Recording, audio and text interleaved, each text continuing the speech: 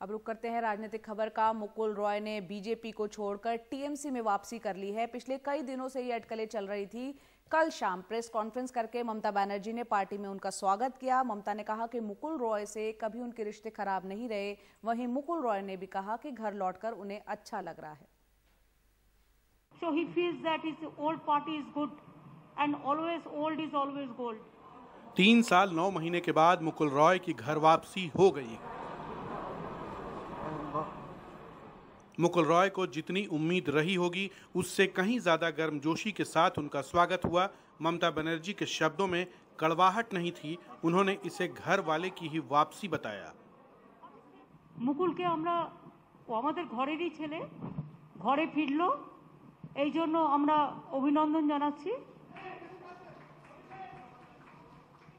यही नहीं, अभी अभी तृणमूल के महासचिव बने अभिषेक बनर्जी ने माला पहनाकर मुकुल रॉय का स्वागत किया, जबकि उनके साथ मतभेदों को मुकुल रॉय के पार्टी छोड़ने की अहम वजह माना जाता था। हम तो बीजेपी छोड़ के तृणमूल में आया है और अभी बंगाल में जो स्थिति है, ये स्थिति में कोई बीजेपी में रहेगा नहीं। बीजेपी ने कहा कि मुकुल रॉय के जाने से कोई फर्क नहीं पड़ेगा, उनको नई पारी की शुभकामनाएं। बंगाल की राजनीति में कभी भी मुकुल रॉय जन नेता नहीं रहा। एसी रूम में बैठकर राजनीति बंगाल में नहीं चलती और इनके ऊपर कोई विश्वास नहीं करता। तो पार्टी ने उसी तरह से इनको भी इनके बारे में भी तथ्य सबके पास था कि ये पार्टी के अंदरूनी बातें टीएमसी के पास पहुंचाते हैं। लेकिन इसमें कोई शक नहीं कि बंगाल चुनाव की हार के बाद बीजेपी के लिए एक और झटका है और अगले साल यूपी के चुनाव को लेकर बढ़ती चिंता का भी सबब। मुकुल रॉय अपने प्रेस कॉन्फ्रेंस के बाद घर आ चुके हैं, लेकिन मुकुल रॉय की घर वापसी बीजेपी के लिए समस्या पैदा कर सकते हैं। सूत्रों के अनुसार ये ममता बनर्जी का राजनीतिक चाल है। सबसे बड़े नेता बीजेपी का पश्चिम बंगाल में जो तृणमूल से ही गया था, उनको वापस लेकर वो दूसरे के लिए दरवाजा बंद कर दिए हैं। और जब ये मामला राजनीतिक माहौल में चर्चा में है, तब बीजेपी को चोट पहुंचाया है। মুকুল আমাদের দলে এসেছে, মনে রাখবেন মুকুল কিন্তু ইলেকশনের সময় আমাদের দল বিরোধী একটি কথাও বলেনি। যারা ইলেকশনের সময় গদ্দারি করে বিজেপির হাত শক্তিশালী করতে গেছে এবং গদ্দারি করেছে, তাদের আমরা নেব না, এটা আমাদের দলের সিদ্ধান্ত।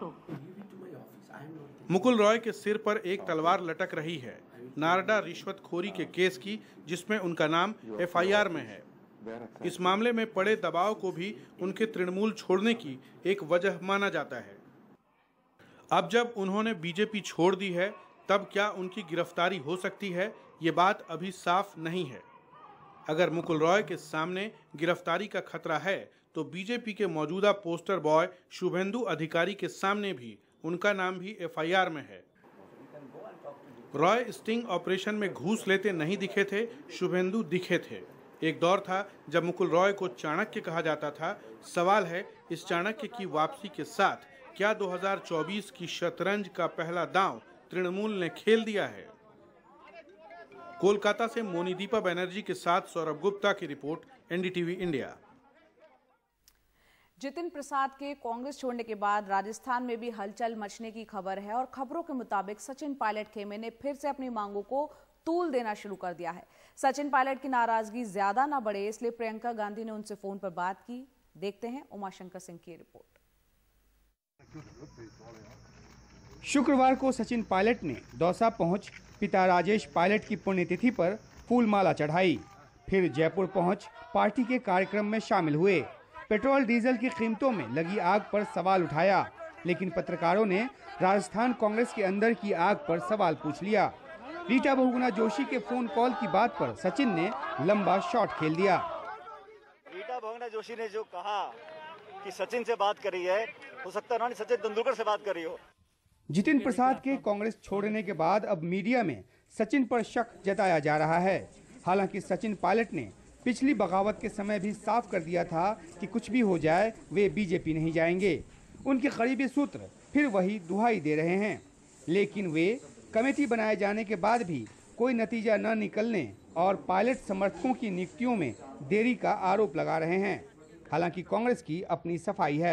जब मैं हूँ यहाँ पर तो कैसे किसी की नहीं सुनी जाएगी, और सबकी सुनी जा रही है और सबकी बात हो करके सब लोगों के साथ में मिल करके हम लोग आगे कार्रवाई कर रहे हैं। और जो रिक्त पद हैं, चाहे वो कैबिनेट के हों, चाहे वो सरकार के अंदर बोर्ड और कमीशन के हों, उसको बहुत जल्दी अपॉइंटमेंट कर रहे हैं, सब लोगों से बात कर रहे हैं। सर, कहा जा रहा है सचिन पायलट काफी नाराज है। नहीं, मेरी तो रोज बात हो रही है। अगर नाराज होते तो मेरे से बात होती है। राजस्थान कांग्रेस में सचिन पायलट और अशोक गहलोत के बीच की खींचतान सालों पुरानी है। पिछले साल सचिन पायलट ने अपने समर्थक विधायकों के साथ जब अपनी आवाज बुलंद की थी, तो फिर प्रियंका गांधी वाड्रा की पहल पर मामले को शांत किया गया था। हल निकालने के लिए 3 सदस्यीय कमेटी बनाई गई थी, लेकिन नतीजा अब तक शून्य रहा है। अब जिस तरह से पंजाब के मामले में बनी कमेटी के सामने कैप्टन अमरिंदर सिंह को भी पेश होना पड़ा, उसके बाद सचिन खेमे का सवाल है कि राजस्थान मामले में अब तक कुछ क्यों नहीं हुआ है। सचिन पायलट एक बार फिर दिल्ली में हैं। वे अपने आने की वजह व्यक्तिगत बताते हैं, लेकिन जिस तरह से राजस्थान कांग्रेस में पेंच फंसे हैं, ऐसे में इस व्यक्तिगत यात्रा के भी राजनीतिक मायने हैं। जयपुर से हर्षा कुमारी सिंह के साथ दिल्ली में उमाशंकर सिंह, एनडीटीवी इंडिया। और अब बात करते हैं बिहार की, जहां एनडीए में सब कुछ ठीक ठाक नहीं चल रहा है। कल राष्ट्रीय जनता दल के नेता तेज प्रताप यादव अचानक पूर्व मुख्यमंत्री जीतन राम मांझी से मिलने के लिए पहुंच गए। मुलाकात के बाद तेज प्रताप ने कहा कि मांझी का महागठबंधन में स्वागत है। मांझी कुछ समय से बीजेपी के खिलाफ बयानबाजी कर रहे हैं।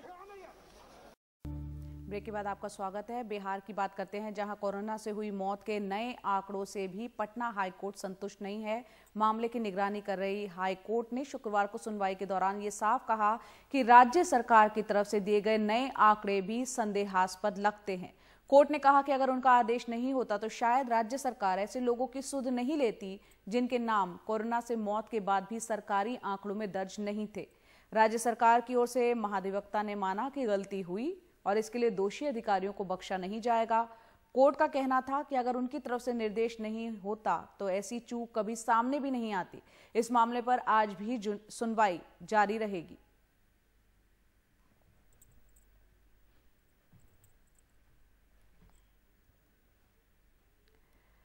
पंजाब पुलिस ने चंडीगढ़ में अवैध विदेशी पिस्टल का जखीरा जब्त किया है और इस सिलसिले में जगजीत सिंह नाम के एक तस्कर को गिरफ्तार किया है। उसके संबंध पाकिस्तान में स्थित आतंकी संगठन से जुड़े बताए जा रहे हैं। पाकिस्तानी आतंकी संगठन के तार अमेरिका, कनाडा और इंग्लैंड में रह रहे खालिस्तानी आतंकी गुट से जुड़े हुए हैं।